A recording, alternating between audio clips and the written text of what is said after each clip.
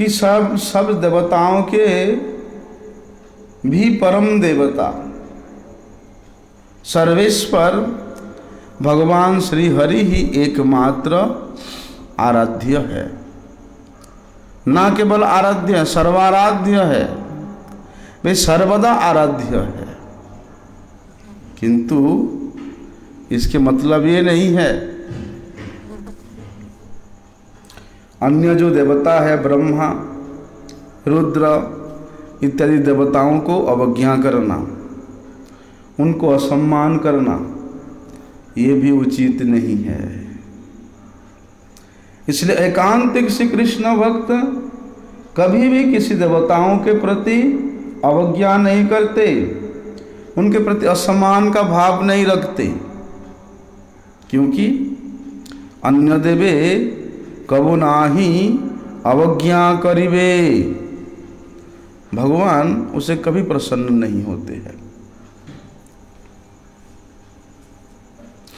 कि अन्य देवी देवताओं को, यहाँ तक कि अन्य जीवों को भी आप असम्मान करके अवज्ञा करके मेरे भजना करने आओगे तो मैं उससे कभी भी प्रसन्न नहीं होऊंगा।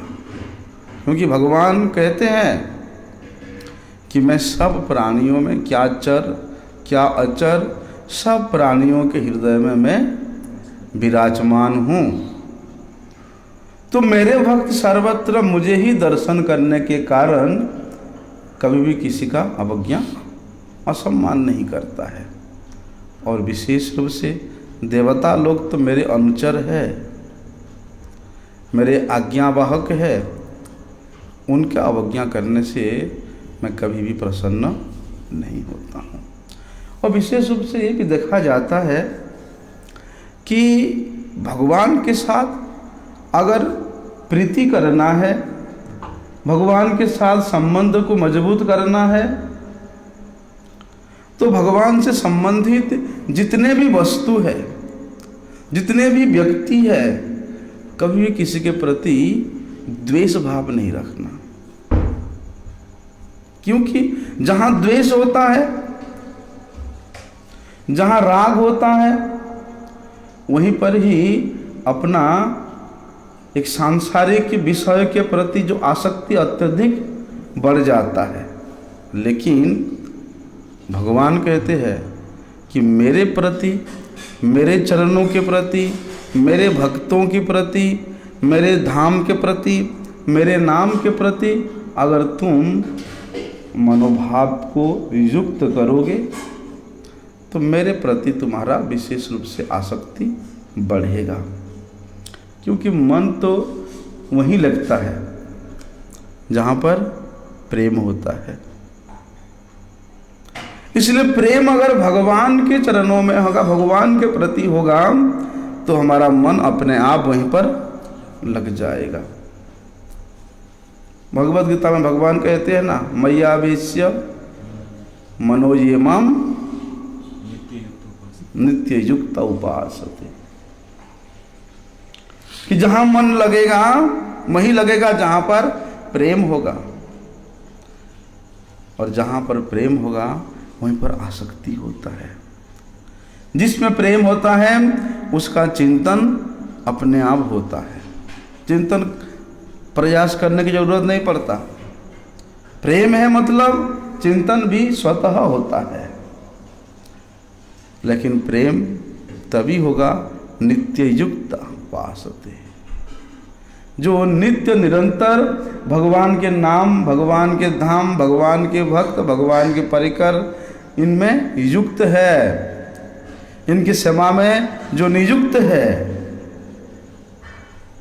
तब जाके भगवान में प्रेम होता है। भगवान के प्रति वो माला वो वहाँ लटका देते, पे पहना दिया करो, बोलना पड़ता है रोज कि भगवान ही मेरे नित्य स्वामी है और मैं ही भगवान का नित्य दास हूं। बोलने से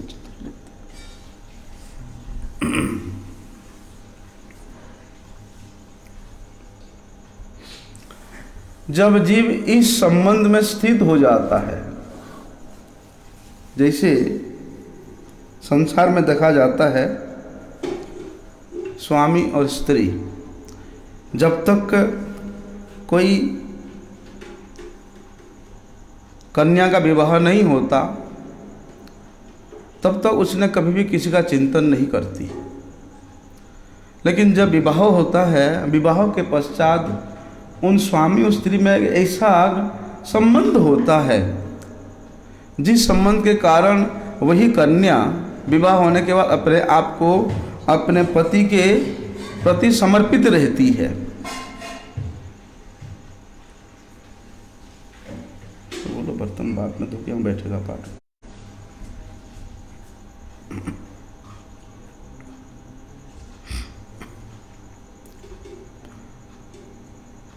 और विशेष रूप से देखा जाता है विवाह के पश्चात वही कन्या का अपना मन हमेशा अपने पति के प्रति ही रहता है, अपने स्वामी को प्रसन्न करने के लिए रहता है।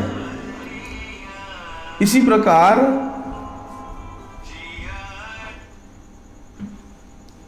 प्रकार जब भक्त इस संबंध को अनुभव करता है कि भगवान मेरे नित्य स्वामी है, मैं भगवान का नित्य दास हूँ, ये संबंध में जब जीव स्थित हो जाता है, प्रभु जी बर्तन बाद में भी धुला जा सकता है, ये कथा बाद में तो मिलेगा नहीं। और वहाँ बर्तन की आवाज़ इतना आता है, यहाँ पर लाइव चल रहा है फिर भी मैं बोल रहा हूँ आपको।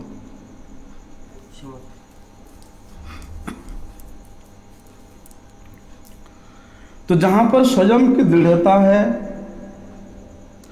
जहाँ पर स्वयं की समर्पणता है, जहाँ पर स्वयं की परम विश्वास है, वहीं पर भी संबंध भी अत्यधिक गाढ़ होता है।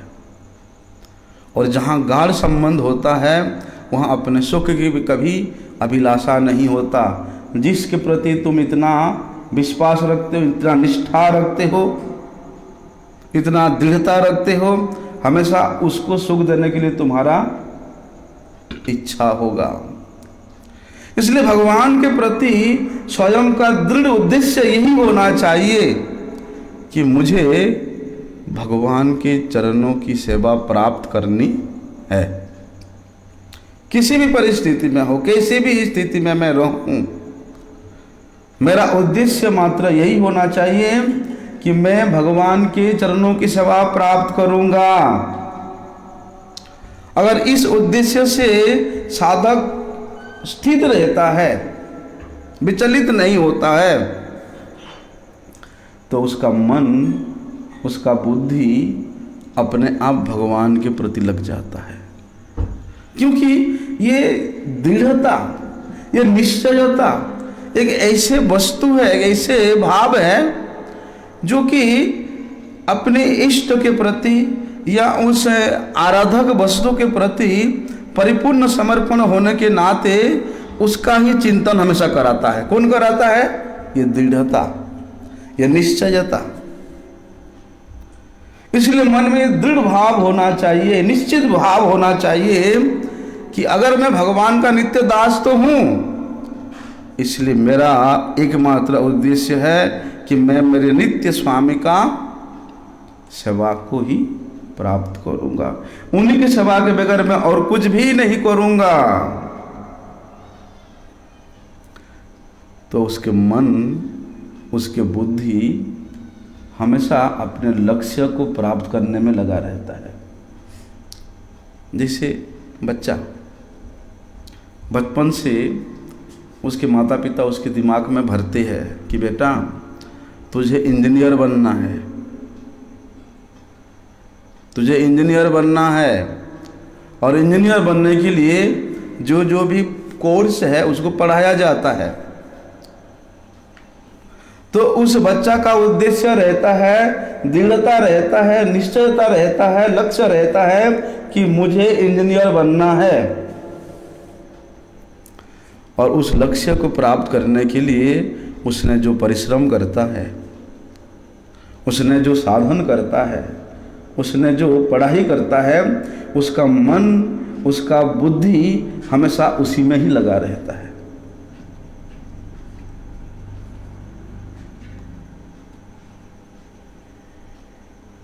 सोते सोते भी वे जो दिल में पड़ता है उसको ही बोलता रहता है।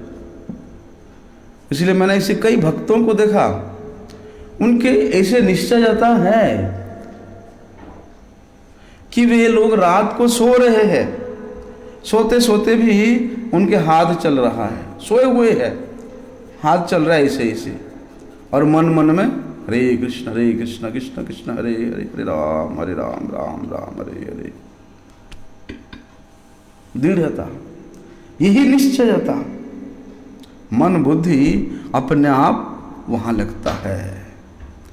इसलिए ये दृढ़ता के साथ आगे बढ़ो कि मेरे गुरुजी ने मुझे आदेश दिया कि भगवान के प्रसन्नता के लिए ही सब क्रिया करना। तो गुरुजी के इस बात को दृढ़ता के साथ अगर हम ग्रहण करेंगे, परम विश्वास के साथ उसको हम पालन करेंगे, तो वही एक ही आदेश हमारे मन और बुद्धि को उसी स्थान पे ले जाएगा जिसका लक्ष्य गुरुजी ने हमको प्रदान किया है। भगवत पाद पद्मों के चिंतन में हमेशा लगा रहेगा। लेकिन अगर स्वयं का उद्देश्य भगवत प्राप्ति ना हो, तो जिसका उद्देश्य भगवान को प्राप्त करना ना हो, तो प्रयास करने पर भी उसका मन बुद्धि भगवान में नहीं लगेगा। उधर उद्देश्य है भगवान की सेवा प्राप्त करना, तो बिना प्रयास किए उसके मन बुद्धि भगवान के सेवा में लगता है, भगवान के चिंतन में लगता है। लेकिन उद्देश्य अगर भगवान को प्राप्त करना ना हो, तो प्रयास करने पर भी उसके मन बुद्धि भगवान के चरणों में नहीं लगेगा। पूरी तरह से भगवान के चरण में कितना भी यत्न करे नहीं लग सकता है। हाँ, लेकिन जब स्वयं को भगवान का मान लेता है कि मैं भगवान का नित्य दास हूं, तब तो उसके मन बुद्धि सब कुछ भगवान में ही तल्लीन हो जाता है। लेकिन माने तो सही, अनुभव करे तो सही। हम लोग तो ना उधर की ना इधर की, इधर का भी नहीं छोड़ सकते हैं, उधर का भी नहीं छोड़ सकते हैं, क्योंकि जहां पर कर्ता का प्रयोजन होता है, कारण अपने आप वहीं चला जाता है। इसलिए स्वयं करता है और मन बुद्धि उसके कारण है। इसलिए स्वयं को जहां पर लगाओगे, करण भी वहीं जाएगा। स्वयं को भगवान में लगाओगे तो तुम्हारा मन बुद्धि भी भगवान में जाएगा। स्वयं को संसार में लगाओगे तो तुम्हारा मन बुद्धि भी संसार में ही व्यस्त रहेगा, क्योंकि करण हमेशा कर्ता के ही आश्रय में रहता है। जिधर उसको ले जाएगा वो उसके पीछे पीछे उधर ही जाते हैं। लेकिन जब कर्ता ही, करने वाला ही, साधक ही स्वयं भगवान का हो जाए, जब स्वयं ही भगवान की सेवा में अपने आप को नियुक्त कर दे, तब तो मन बुद्धि स्वतः अपने आप भगवान में लग जाएगा। इसलिए विशेष रूप से कई साधकों में ये भूल होता है कि वो लोग मन और बुद्धि को भगवान में लगाने का अभ्यास करते हैं, लेकिन स्वयं को नहीं लगाते, स्वयं को और कहीं लगाएंगे, लेकिन मन बुद्धि को भगवान में लगाने का प्रयास करते हैं। अरे जब तुम स्वयं को भगवान में नहीं लगाओगे तो तुम्हारे मन बुद्धि भगवान में कैसे लग सकता है? लग सकता है? अनुभव नहीं हैं? अनुभव नहीं। अनुभव करो, बहुत कठिन है लगाना। इसलिए कई लोग पूछते हैं कि महाराज जी मन बुद्धि तो भगवान में लगती नहीं है, क्या करें? पूछते हैं ना, हम बहुत प्रयास करते हैं, सबका यही प्रश्न होता है। हाँ महाराज क्या करें, नाम तो करते हैं, सेवा तो करते हैं, लेकिन हमारे मन तो संसार में लगता है, हमारे मन बुद्धि भगवान में लगता ही नहीं है। यही प्रश्न रहता है। अरे जब तुम स्वयं को भगवान में नहीं लगाओगे तो तुम्हारे मन बुद्धि भगवान में कैसे लग सकता है? स्वयं का अभी अभिप्राय। स्वयं को कैसे लगाना चाहिए? बहुत बढ़िया प्रश्न है। स्वयं कौन है? अपने आप को भगवान में अर्पित करना, अर्थात मैं भगवान का हूं,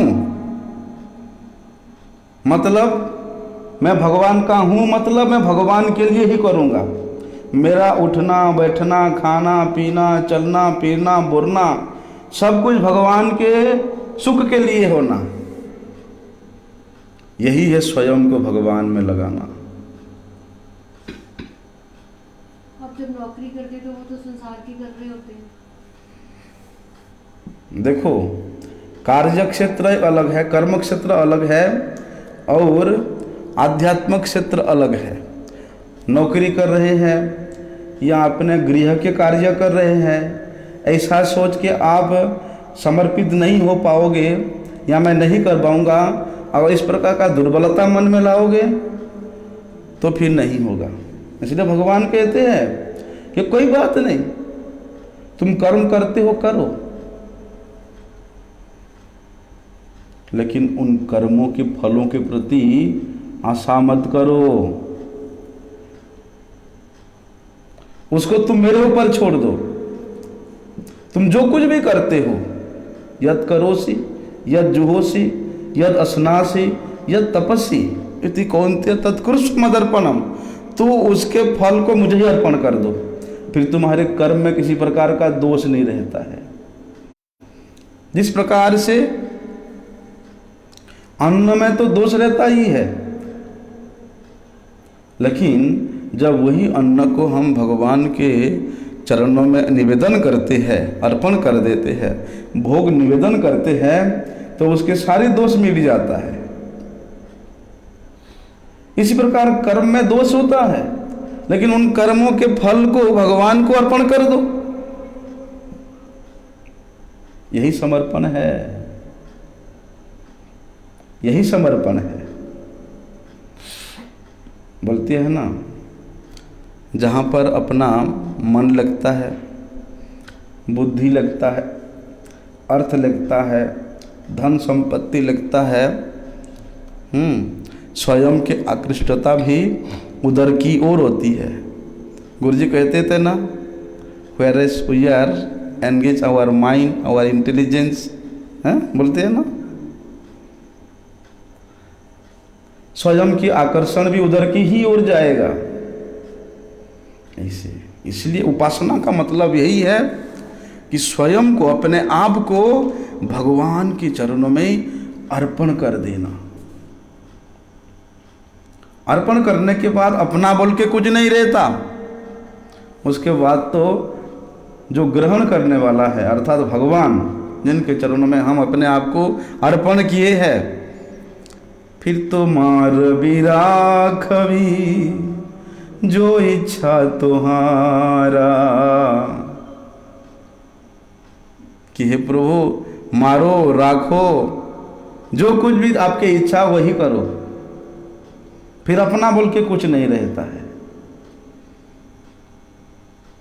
तो यही है उपासना, यही है समर्पण कि भगवान मेरे हैं और मैं भगवान का नित्य दास हूं।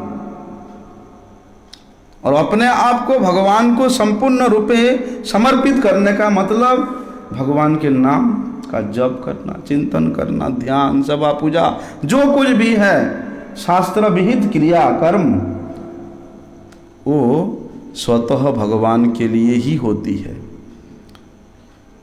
लेकिन उनमें भी अगर स्वयं के किसी प्रकार के स्वार्थ है तो वे भी परिपूर्ण रूप से भगवान के लिए नहीं होता। स्वार्थ अगर लेस मात्र भी स्वार्थ रहता है तो वहां परिपूर्ण समर्पण नहीं होता। इसलिए ये जो शरीर है ये तो प्रकृति का अंश है ना, और आत्मा परमात्मा का अंश है।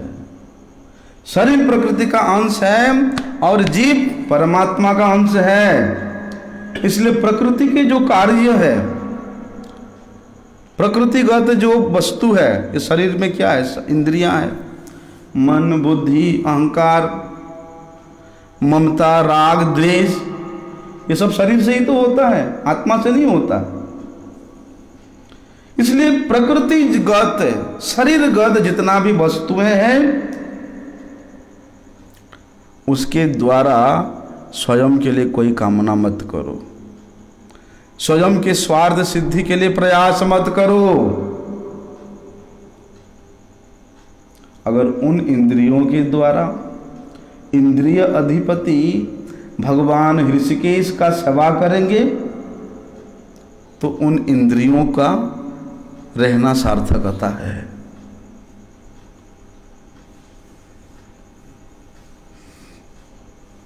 आंखों के द्वारा भगवान के श्री रूप का दर्शन करना ही आंख धारण करना सार्थकता है। हाथों के द्वारा भगवान के सेवा करना ही हाथों का सार्थकता है। जिह्वा के द्वारा भगवान के नामों का कीर्तन करना ही ये जिह्वा रूपी इंद्रियों का सार्थकता है।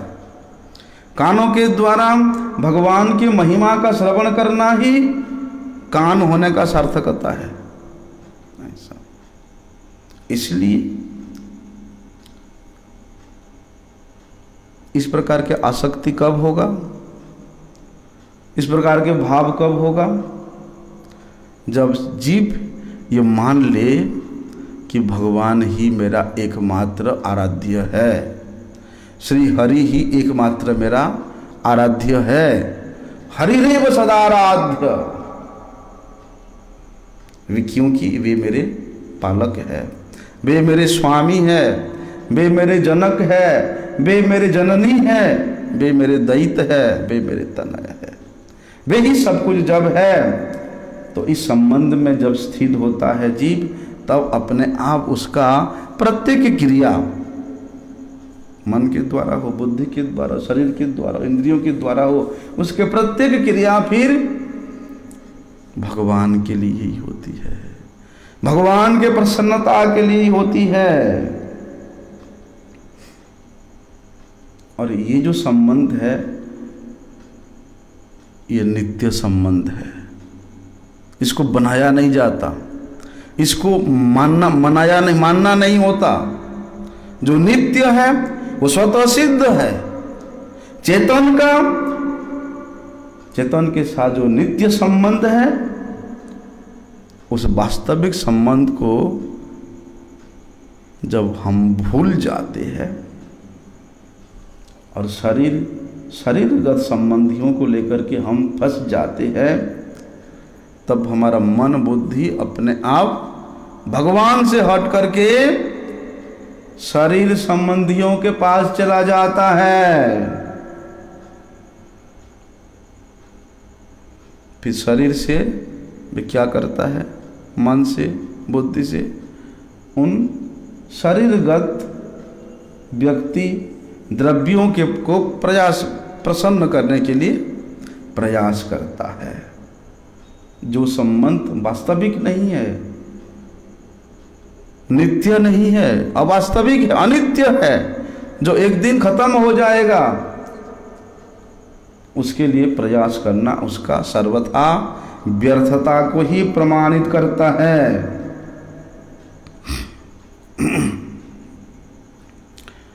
इसलिए प्रकृतिगत शरीरगत संबंधों को लेकर के अगर हम फंसे रहेंगे,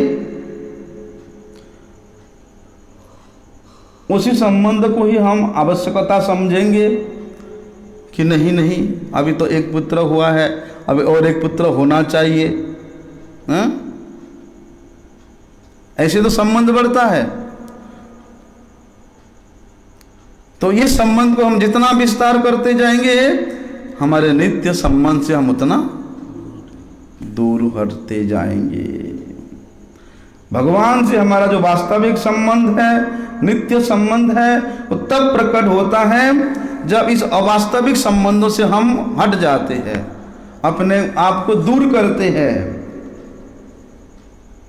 और ऐसी स्थिति जब जीव प्राप्त करता है, अवास्तविक संबंधों से दूर हट करके वास्तविक संबंध, नित्य संबंध भगवान के साथ जब वो जुड़ जाता है, अनुभव करता है, तब उसका मोह नष्ट होता है। नष्टो मोह स्मृतिर्लब्धा। उसका मोह नष्ट होकर के उसका स्मृतिगत प्रत्येक क्रिया भगवान के लिए होता है। वो हमेशा फिर भगवान का चिंतन करता रहता है। रसोई बनाता है तो सोचता है कि मेरे भगवान इसको खा के प्रसन्न होंगे। सब्जी काटता है तो यही सोचेगा कि अच्छा करके करूं ताकि मेरे भगवान को खाने में कोई परेशानी ना हो। उसकी स्मृति में हमेशा श्री कृष्ण सुखार्थ प्रयास रहता है, जो कुछ भी करता है वो ऐसा। इसीलिए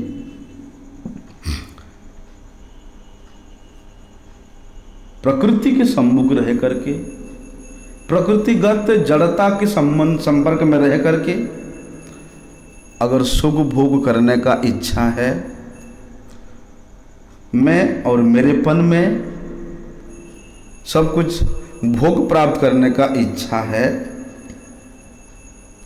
तो इसे माने हुए संबंध के साथ तुम कभी भी किसी प्रकार के सुख या शांति नहीं प्राप्त कर सकते हो, क्योंकि ये बदलता रहता है ना। एक जैसा संबंध हमेशा नहीं रहता। बचपन में एक संबंध होता है, फिर जवानी में एक संबंध होता है, बुढ़ापे में एक संबंध होता है, लेकिन वही व्यक्ति है तुमको एक जैसा दृष्टि में हमेशा कभी नहीं देखेगा। जो माना गया है वो हमेशा एक जैसा नहीं रहता, बदलता रहता है और अलग अलग होता रहता है।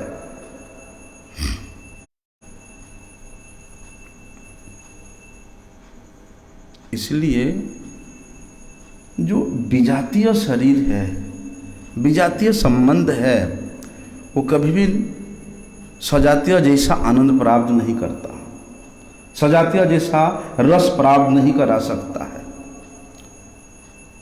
क्योंकि उस विजातियों में वहाँ पर केवल स्वार्थ है। जिस क्षण थोड़े से स्वार्थ में बाधा आता है तो वो संबंध कितना दूर चला जाता है। काहे के माप, काहे के बाप, काहे के बेटा, काहे के संबंधी, जब स्वार्थ में उसके बाधा आएगा वो संबंध भी उतना दूर चला जाता है। लेकिन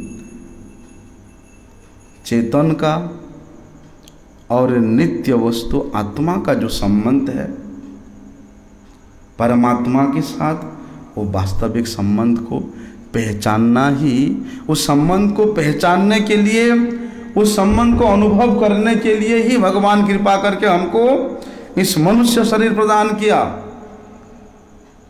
इस संबंध को दूसरे कोई शरीर वाला अनुभव नहीं कर सकता, नहीं पहचान सकता, क्योंकि उसका विवेक नहीं है, उसका बुद्धि नहीं है। ये तो केवल इस मनुष्य शरीर में संभव है कि अपने उस नित्य संबंध को पहचानो। किसी भी अवस्था में भगवान को मत भूलो। नित्य निरंतर भगवान के नामों का चिंतन करते रहो, कीर्तन करते रहो।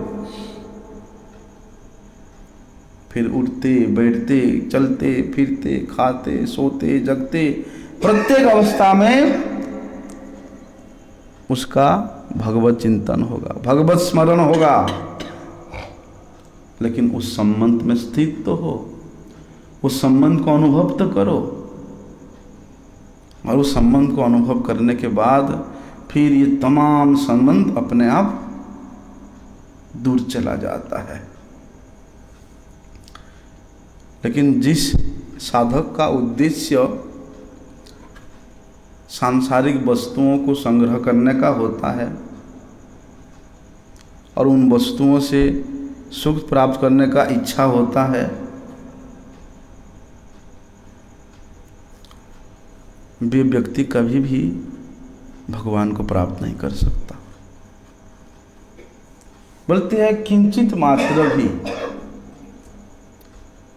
मात्र भी प्रकृतिगत व्यक्ति विशेष के साथ, द्रव्य विशेष के साथ अगर तुम्हारा संबंध है, उतनी परिमाण का संबंध भगवान के साथ तुम्हारे कमी में है, कम हो जाता है। तो वहां पर कमी में कुछ नहीं, वहां पूर्णता ही होता है।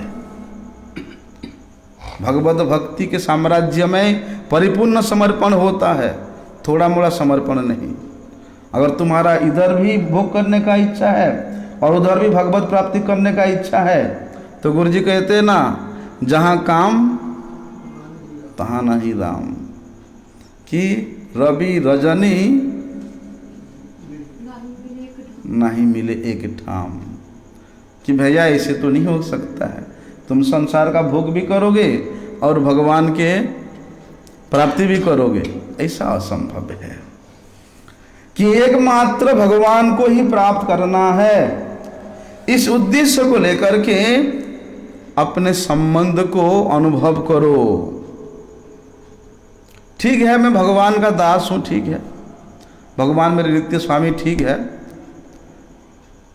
लेकिन मेरे शरीर तो संसार के भोग के प्रति आसक्त है, तो उसको भी सुख करूं, उसको भी सुखी करूं और मैं आत्मा को भी सुखी करूं। नहीं, ये भगवत प्राप्ति का विधान नहीं है। लेकिन आजकल ऐसे बहुत गुरु लोग हैं, सब सुविधा देते हैं, संसार का भी भोग करो, भगवान का भी प्राप्ति हो जाएगा। ऐसा नहीं, भगवत भजन तो वहीं से प्रारंभ होती है जहां से ये संबंध में जीव स्थित होता है।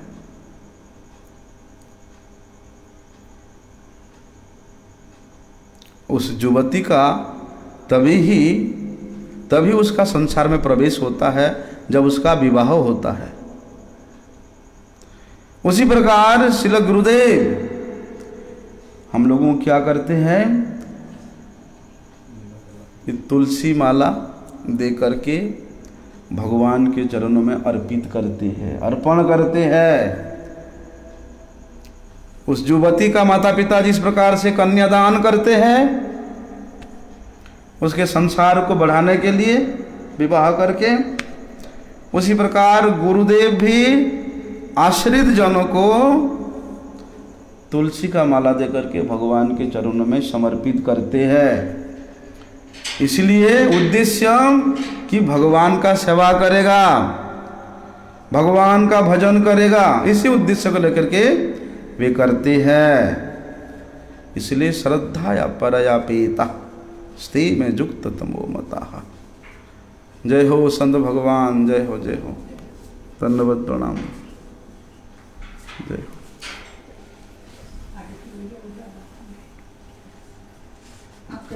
ठीक है, हाँ ठीक है, आगे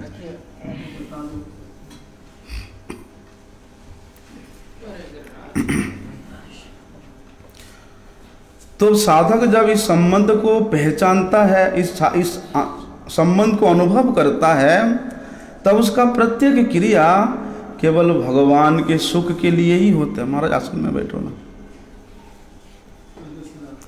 उसके मन, बुद्धि, इंद्रियां, शरीर के द्वारा जो कुछ भी क्रिया होता है सांसारिक भोग के लिए नहीं, केवल भगवान के प्रसन्नता के लिए ही होता है।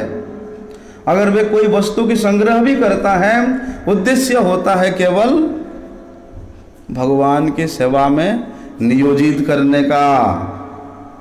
इसलिए वास्तव में केवल मात्र भगवान का जो हो जाता है कि मैं भगवान का हूं, भगवत समर्पित हो जाता है, स्थिति है उसका किस स्थिति में, कितनी परिमाण में वे भगवत पाद पद्म समर्पित है। भगवान उसी अनुपात में ही, अनुपरिमाण में ही उसको सुख का आस्वादन कराते हैं। जैसे हम लोग श्रवण करते हैं, ब्रजजन, ब्रजांगनाएं, ठीक है, अपने आप को सजाती है, अपने आप को श्रृंगार करती है, स्वयं के सुख के लिए नहीं। उनका सुख होता है केवल मात्र श्याम सुंदर को सुख करने के लिए। क्योंकि उन ब्रजांगनाओं के इस प्रकार सुंदर श्रृंगार से श्रृंगारित रूप को देख करके श्याम सुंदर इतना प्रसन्न होते हैं कि भगवान श्याम सुंदर के जितना सौंदर्य है, अपने प्रेयसियों के सौंदर्य को देख के उनके सौंदर्य और अधिक बढ़ जाता है। तो अपने प्रियतम के और अधिक सौंदर्य को अनुभव करके देख करके ब्रजांगनाएं भी अति प्रसन्न होती है, अति प्रफुल्लित होती है, अत्यधिक आनंदित होती है। और जितना आनंदित अपने प्रियसियों को, ब्रजांगनाओं को भगवान देखते हैं, उनका भी रूप का वर्धन उतना ही अत्यधिक होता जाता है। मूल कहाँ है? समर्पण। उद्देश्य क्या है? निष्ठता, दृढ़ता। दृढ़ता के साथ जहां समर्पण है, दृढ़ता के साथ जहां लक्ष्य है,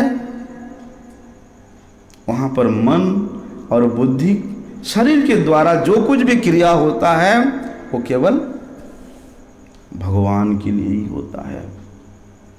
लेकिन वही दृढ़ता, वही निश्चयता संसार को प्राप्त करने का हो तो तुम्हारा मन बुद्धि अपने आप संसार में लग जाएगा।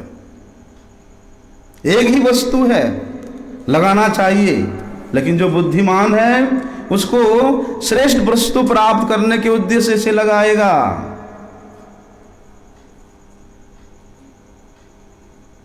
अपनी श्रेय के मार्ग में लगाएगा, कल्याण प्राप्त करने में लगाएगा, क्योंकि उसने उस संबंध को मजबूती से पकड़ लिया है कि मैं भगवान का नित्य दास हूं, भगवान मेरे नित्य स्वामी है। इस स्थिति में स्थित होने के बाद जीव का प्रत्येक क्रिया भगवत सुख तात्पर्य कमय होता है। विशेष रूप से देखा जाता है कि श्रद्धा वही होती है जहां पर हम सर्वश्रेष्ठता का श्रवण करते हैं, है ना।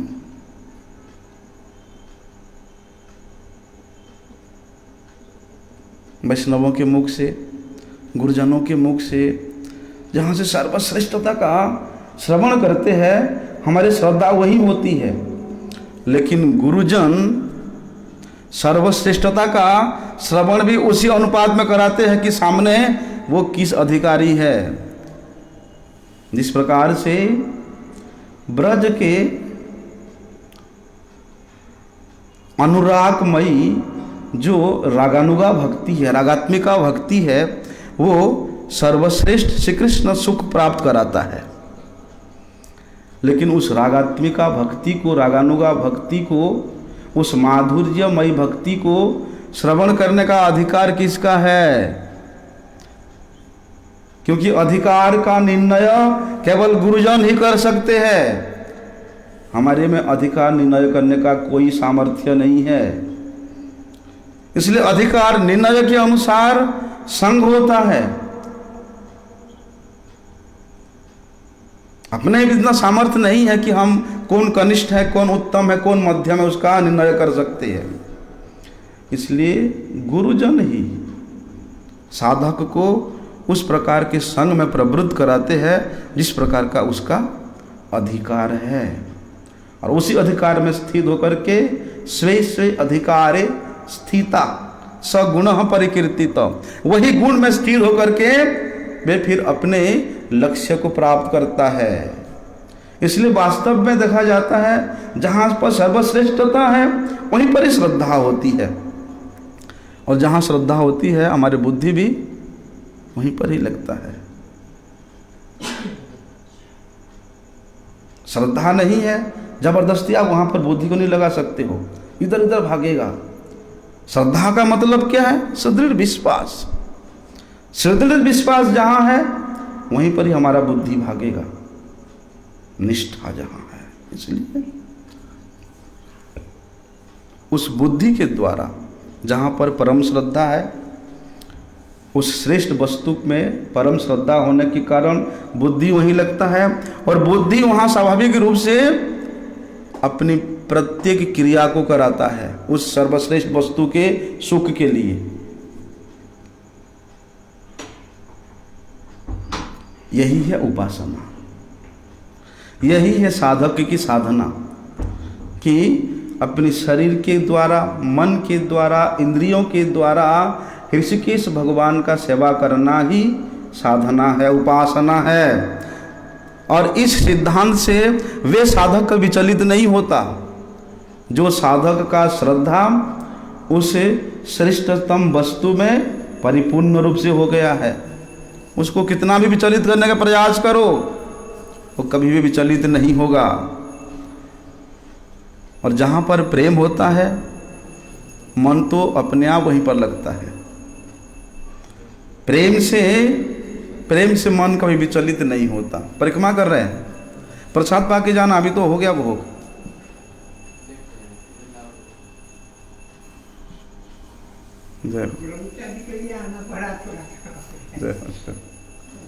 प्रसाद पाके जाता तो हमको भी थोड़ा अच्छा लगता, क्योंकि टाइम हो गया,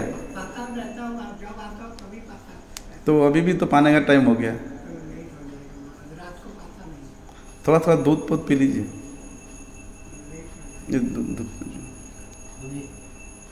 एक एक गिलास दूध पी के जाना। आए हैं तो अब कैसे जाएंगे।